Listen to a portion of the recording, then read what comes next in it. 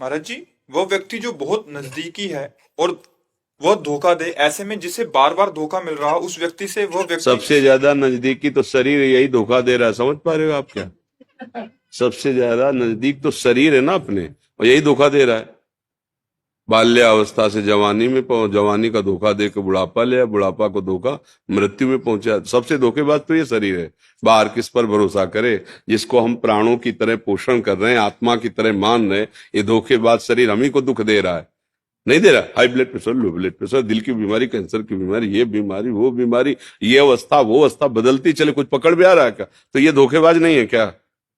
पर हम इसी को अपना मैं मान रहे हो, दूसरों को धोखेबाज मान रहे हैं, तो उत्तर ही नहीं समझ में आएगा। फिर यहां से शुरू करो, अब उत्तर समझ में आ जाएगा। अब बताओ और धोखेबाज कौन रहेगा? हमारा मन हमारा धोखेबाज, बड़ा दुष्ट, नीच, लाख समझाओ वही गंदे विषयों की तरफ भाग रहा है। हमारी बुद्धि हमसे धोखा कर रही है। हम बार बार समझा रहे हैं कि प्रिया प्रीतम से बढ़कर और कुछ नहीं है, यही जीवन का सार, एक विश्वास खाली न जाए राधा नाम, फिर भी ये दुष्ट बुद्धि संसार की तरफ ले जा रही है। हमारा शरीर धोखेबाज, हम औरों की बात क्या करें? एक सच्चिदानंद भगवान अपने कर्मों को भुगताने के लिए वही लीला कर रहा है, दूसरा कोई नहीं। हम पहले इन धोखेबाजों को पहचाने, अपनी बुद्धि को, अपने मन पर। ये देखो, सांसारिक भाषा नहीं, आध्यात्मिक भाषा, इसलिए लोग इस पर टिप्पणी प्रश्न कर सकते हैं। वाकया अगर समझना चाहते हो तो असली बात समझ लो, हमारा मन ही हमें धोखेबाज जला रहा है, फंसा रहा है और ऐसे कर्म करा रहा है। ईमानदारी से अपने लोग बिल्कुल घर के जैसे बैठ के सोचो, हमसे जो गलतियां हो रही, क्या हम धोखेबाजी नहीं कर रहे? अंदर से देखो, जो सुना है, जो जाना, क्या हम उसके अनुसार चल रहे हैं? ये धोखेबाज मन जो हमसे गलतियां कराना चाहता है वो करवा लेता है ना। कभी इस पर नजर गई कि कितना बड़ा धोखेबाज मन है, कितना दुष्ट है हमारी बुद्धि है कि बार बार समझाने पर भी अच्छे कार्यों में, सत् कार्यों में, भगवत कार्यों में नहीं लगती, गलत कार्यों की तरह। इसका कभी दुख हुआ? इसके लिए कभी रोए? इसकी खिलाफत कभी की? इस दुश्मन को कभी पहचाना? नहीं। तो फिर बाहर के दुश्मन तो बने बनाए हैं, क्योंकि अंदर ही का दुश्मन बाहर दुश्मनी पैदा करता है, अन्यथा नहीं। ये बात अध्यात्म के बिना समझ में नहीं आएगी। हम उसका भला चाहते हैं, हम उसे प्यार करते हैं, वो हमसे प्यार नहीं करता, उनसे करता है, ये नाटक वो नाटक। अंदर का मन संभाल लो, अभी सब ठीक हो जाएगा। भगवान का जो ही भजन किया जाता है तो जा पर कृपा राम की हुई, ता पर कृपा करे, सब सुधार हो जाता है, सब सुधार हो जाता है। सखुबाई का चरित्र कथा में कहा गया, महापुरुषों ने भी कहा है, सुन के देखो। उनका पति बांध कर उनको पीटता था, सास बड़ा कुव्यवहार करती थी, पर वो ठाकुर जी के भजन में मगन रहने वाली महान महात्मा थी, गृहस्थी में होते हुए भी। एक दिन संत मंडली, वो जल लेने बाहर गांव के कुएं में जा रहे, एक संत मंडली देखा, नाचते कूदते भगवान की दर्शन के लिए। उनके मन में बड़ी व्याकुलता हुई कि काश मैं अपने प्रभु के भी दर्शन कर पाती। तो थोड़ा छोड़ो, चलती प्रभु के दर्शन करने। किसी ने बता दिया, फिर पकड़ के बांध के पीटी गई, बांध दिया रस्सी में कि जा ही ना पावे। बहुत उनके साथ दुर्व्यवहार होता, पर वो ऐसी भक्ता, कभी पति को कटुवचन नहीं बोला, सास को नहीं बोला। भगवान आ गए, उनका भाई सखू, तू उदास मत हो, तू जाना चाहती ना मेरे दर्शन के लिए, मेरे दर्शन कर और मेरे धाम जा। बोले प्रभु फिर यहाँ मैं सखू बन के बंधूंगी। ठाकुर जी सखूबाई बन के बंध गए और उनको मुक्त कर दिया। अब देखो, अब ठाकुर जी जब उसके पति को स्पर्श किया, जैसे चरण दबाने, भाव बदल गया, सारी दुष्टता गई।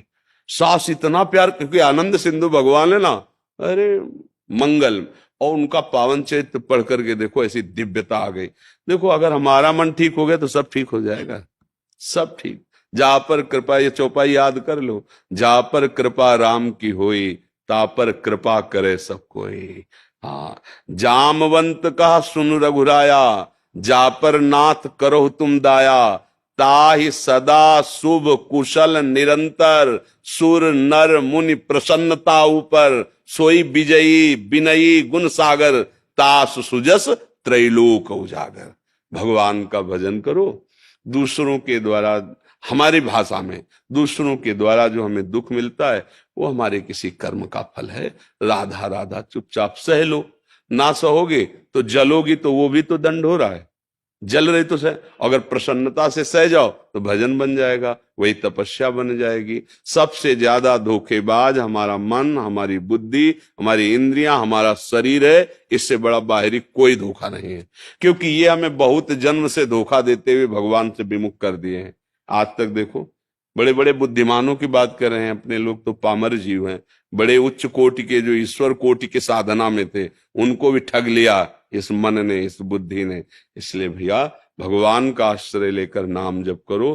किसी, ये सब संसार चक्र है, यहाँ कोई मर रहा है, कोई जन्म रहा है, कोई नाच गा के उत्सव मना रहा है, तो कोई रोध होकर के विषाद मना रहा है। पूरे संसार में घूमो, यही लीला दिखाई देगी आपको। एक सृजन हो रहा है, एक पालन हो रहा है, एक संहार हो रहा है, तीनों वो अपने आप में अपने आप से कर रहा है। अब ये बात समझ में नहीं आ रही है, इसीलिए प्रश्न होते, इसीलिए परेशानियां होती। भगवान कैसा, ऐसा क्यों नहीं कर दिया, वैसा क्यों नहीं।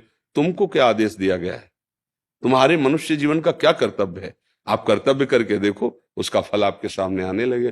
करो बुरे आचरण और सोचो कि भगवान अब बचा ले, तो हाँ बचा लेंगे। शरण में हो, आओ। भगवान कह रहे कोटि विप्र बदला गए जाहू, आए शरण तब आओ। आज से नियम लो कि अब गलत काम नहीं करेंगे। राधा राधा राधा फाइनल। न पीछे का भोगना पड़ेगा, न आगे त्रुटि होगी तो भोगना पड़ेगा, संभाल लेंगे इतने करना। पर अहंकार है, शरणागति नहीं है, मनमानी आचरण है, तो फिर भोगना पड़ता है। अब ये बात समझ में आ जाए तो सब समझ में आ जाएगी। ये समझ में ना आएगी नहीं, क्योंकि माया समझने नहीं देगी। हमने क्या बुरा किया, उसने ऐसा क्यों किया, हमने क्या उसके साथ धोखा किया, कैसे बाबा जी बहरा रहे हैं, नहीं समझ में आएगा। अध्यात्म की भाषा समझ जाओगे तो सब समझ जाओगे। या रहस्य रघुनाथ कर वेग न जाने कोई, और जो जाने रघुपति कृपा तो सपने मोहन। मन की एक दशा होती है, वो जिसमें टिका होता है वही दर्शन होता है। ये अध्यात्म की बात। अगर वो आनंद सिंधु भगवान में टिका हुआ है तो सब जगह आनंद सिंधु भगवान नजर आएंगे।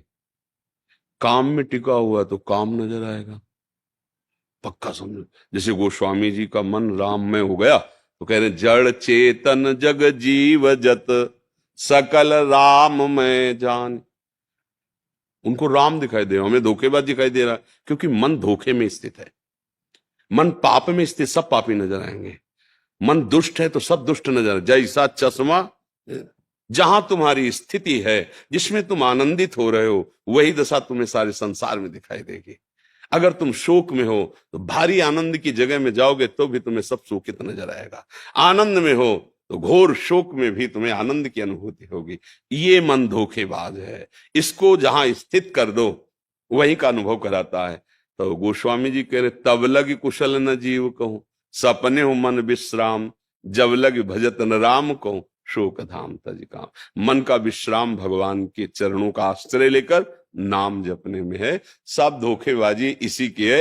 ये खत्म हो गया तो सामने कुछ है ही नहीं, एकमात्र भगवान है। ये अनुभव की बात महापुरुषों की कह रहा हूं। एकमात्र प्रिया प्रीतम है, दूसरा कुछ नहीं। हमारा अंदर गड़बड़ तो सब बाहर गड़बड़। हमारे अंदर जैसे पाप वृत्ति चल रही ना, तो सबको देख के लगता है कि वो भले वो किसी भाव से देख रहा हो, सृष्टि कैसी, हमारी दृष्टि जैसी। जैसा चश्मा वैसे ही रंग दिखाई देगा।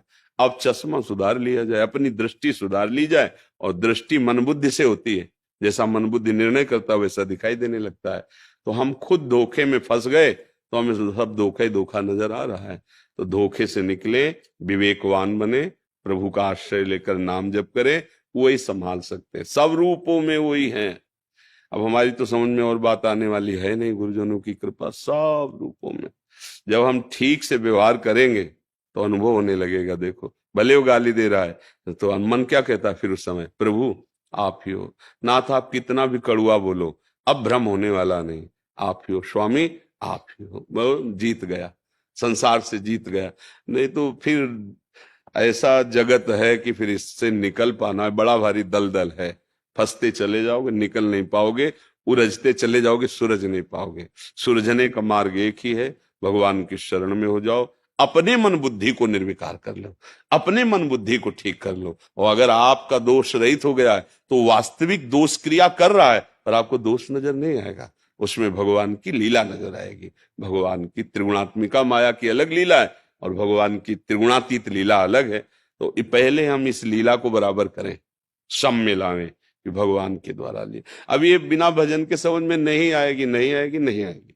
गीता जी में बताया गया चंचल मन को कैसे नियंत्रित करें। अब उसी में उत्तर लिखा है, अभ्यास और वैराग्य के द्वारा।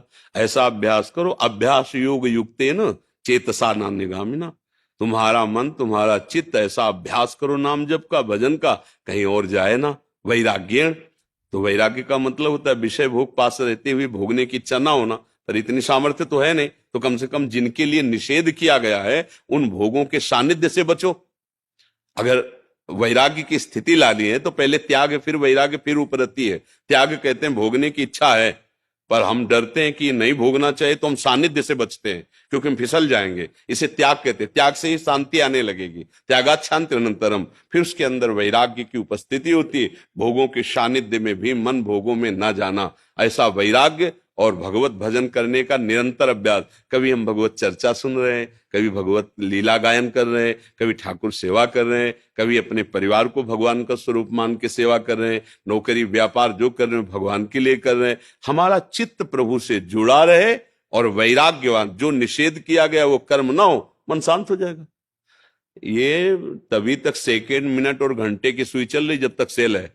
सेल हटा दो, ठप हो जाएगी, नहीं हो जाएगी। तो मन का जो चंचल चलायमान होना है वो विषयों के प्रति है, विषय से वो जीवित है, उसे निर्विषय करना होगा। तो ऐसा अभ्यास करो कि मन प्रभु का चिंतन न छोड़े, और ऐसा वैराग्य करो कि जिसे कहा गया ये मत भोगो, निषेधात्मक पाप कर्म वो मत करो, धर्म रूपी विषयों का सेवन कर लो धर्म से, और वैराग्यवान भजन परायण, अभी मन शांत हो जाएगा। पर इसके करने के लिए जन्म जन्म महात्मा लोग लगे हुए हैं। ये कोई छोटा मोटा है, बहुत जन्मों का बिगड़ेल मन है तो ठीक हो जाएगा।